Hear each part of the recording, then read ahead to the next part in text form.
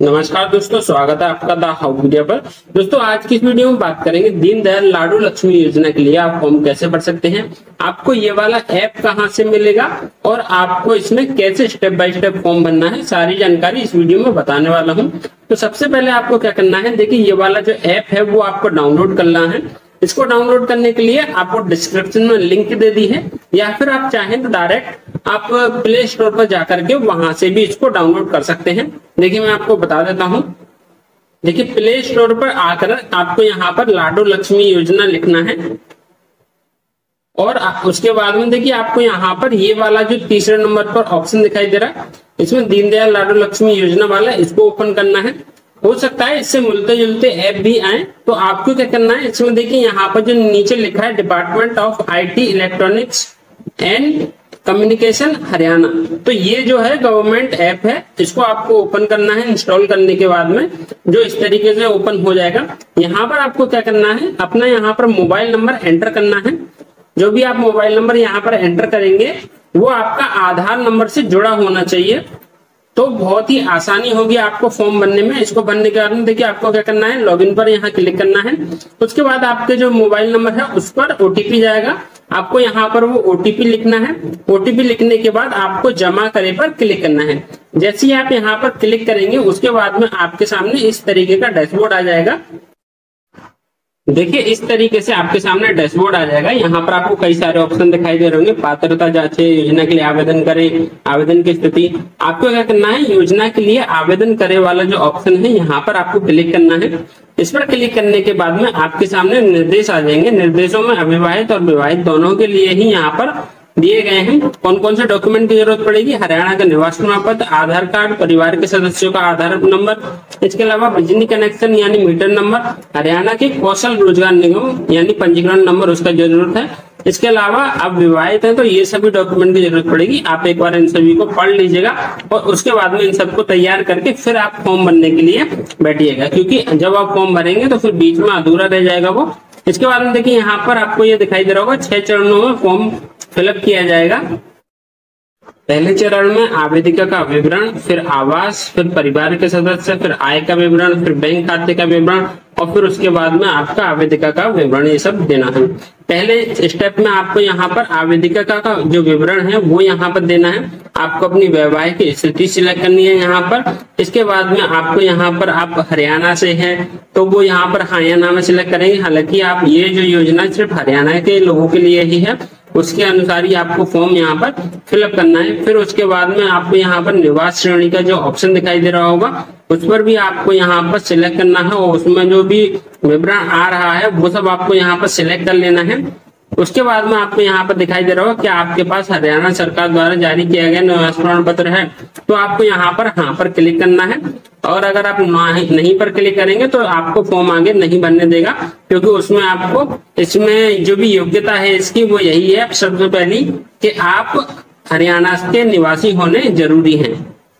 इसमें जो निवास की श्रेणी है यहाँ पर आप देख सकते हैं, जन्म से, विवाह द्वारा, जो भी आप यहाँ पर सिलेक्ट करने हैं वो आप सिलेक्ट कर लीजिएगा। उसके बाद में यहाँ पर आप अगर आप विवाह करके आए हैं हरियाणा में तो फिर आपको यहाँ पर पति का निवास प्रमाण पत्र आपको देना होगा, जो कि यहाँ पर नीचे जो ऑप्शन दिखाई दे रहा है वहां पर आपको उसका संख्या लिखना है और सत्यापित करे पर क्लिक करना है। अगर यहाँ पर आप गलत जानकारी भरते हैं या फिर गलत निवास प्रमाण पत्र देते हैं तो आपके सामने कुछ ऐसा एरर आ जाएगा जिसमें आपको बताया कि जो भी डोमिसाइल संख्या दी है वो मान्य नहीं है, कृपया सही विवरण डालें। तो आपको क्या करना है, यहाँ पर सही विवरण डालना है। उसके लिए आपको देखिए यहाँ पर इस तरीके से पूरा फॉर्म भर लेना है और यहाँ पर जो सही निवास प्रमाण पत्र उसको भरने के बाद में आधार का विवरण जो है वो इस तरीके से आएगा और सत्यापित करे पर आपको क्लिक कर देना है। जैसे ही आप यहाँ पर क्लिक करेंगे इसके बाद में आपके सामने जो अगला विकल्प आएगा उसमें आपको सारी जानकारी को फिलअप करना है। जैसे कि यहाँ पर ओटीपी आएगा, ओटीपी आपको दर्ज कर देना है। ओटीपी दर्ज करने के बाद में जो आपने रजिस्टर्ड मोबाइल नंबर है आधार कार्ड से, उस पर जो ओटीपी है उस पर दर्ज करने के बाद में ये फॉर्म आ जाएगा। इस वाले फॉर्म में आपके आधार का पूरा विवरण होगा, जो भी आपके नाम है, आयु है, वो सब आपको यहाँ पर फैच होके आएगी। जो भी डिटेल है उनको एक बार चेक कर लीजिएगा। उसके बाद में जो विवरण सही नहीं है उस पर क्लिक करके उसको आप यहाँ पर सबमिट कर सकते हैं। अगर सब कुछ सही है तो कोई दिक्कत नहीं है, आपको आगे बढ़े पर क्लिक करना है। उसके बाद में आपको यहाँ पर पीपीपी पर दिया गया अपना वर्तमान पता यहाँ पर देना है।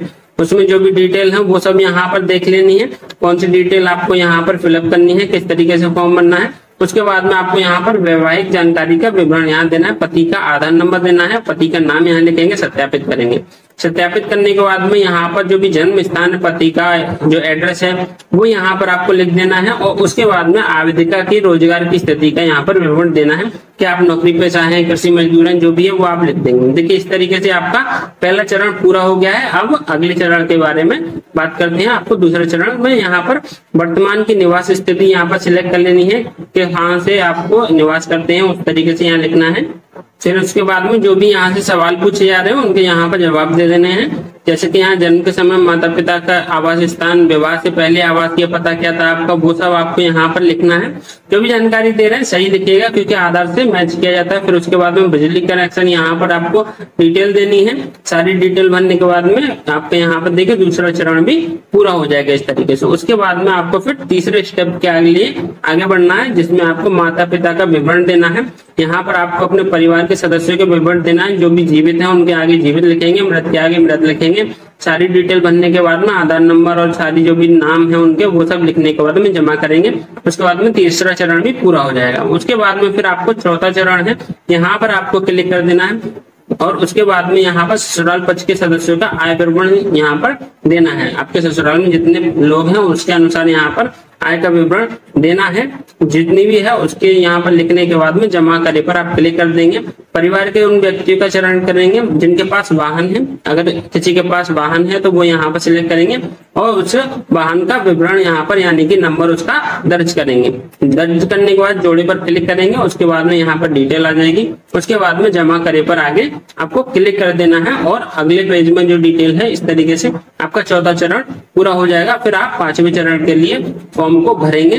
पांचवें चरण में आपको बैंक खाते का विवरण देना है, जिसमें कि आपको अपनी बैंक खाते की डिटेल देनी है जो आधार कार्ड से जुड़ा हो, और डीबीटी जरूर इनेबल करा लीजिएगा। उसके बाद में आपका पांचवें चरण पूरा हो जाएगा। फिर लास्ट में आपका जो है छठवां चरण होगा, जिसमें कि आपको डिटेल भरनी है अपने वर्तमान आवासीय पते की, जिसमें पुरुष सदस्य और महिला सदस्य इन सभी का विवरण आपको भर लेना है और इन सभी को सत्यापित कर लेना है। हरियाणा कौशल रोजगार निगम में अगर आपका पंजीकरण है तो वो आप यहाँ पर लिख देंगे। अब फोटो लेंगे जिसमें चेहरा बैकग्राउंड साफ हो, आंखें और चेहरे की हल्की गतिविधि होगी। स्वघोषणा पत्र को भरेंगे, यहाँ पर टिक करेंगे मुझे स्वीकार्य पर और जमा करे पर क्लिक करेंगे। इसके बाद में इस तरीके से आपके सामने ये आ जाएगा कि आपका फॉर्म पूरा यहाँ पर पूरी तरीके से भर गया है और आपका सफलतापूर्वक जो फॉर्म भरेगा उसका आवेदन संख्या आपको मिल जाएगा। इसके बाद में आप जब आप आवेदन की स्थिति चेक करना चाहें तो यहाँ पर आपको आना है वापस और यहाँ पर क्लिक करके अपने आवेदन की संख्या यहाँ पर दर्ज करनी है और इस तरीके से आपके आवेदन की संख्या भी आपके सामने आ जाएगी। तो दोस्तों इस तरीके से आप अपने फॉर्म को आसानी से भर सकते हैं। इसकी स्टेप बाय स्टेप प्रक्रिया लिख करके आर्टिकल के माध्यम से भी बता दी है, जिसकी लिंक आपको डिस्क्रिप्शन में दी है और ऐप की लिंक भी डिस्क्रिप्शन में मिल जाएगी। चाहे तो आप डायरेक्टली आप गूगल प्ले स्टोर पर जाकर भी इसको डाउनलोड कर सकते हैं। तो आशा है आपको ये जानकारी पसंद आई होगी। ऐसी जानकारी और अन्य सरकारी योजनाओं के अपडेट के लिए हमारे चैनल को सब्सक्राइब जरूर कीजिएगा। यह जानकारी पसंद आई हो तो अपने दोस्तों के साथ शेयर जरूर कीजिएगा। धन्यवाद।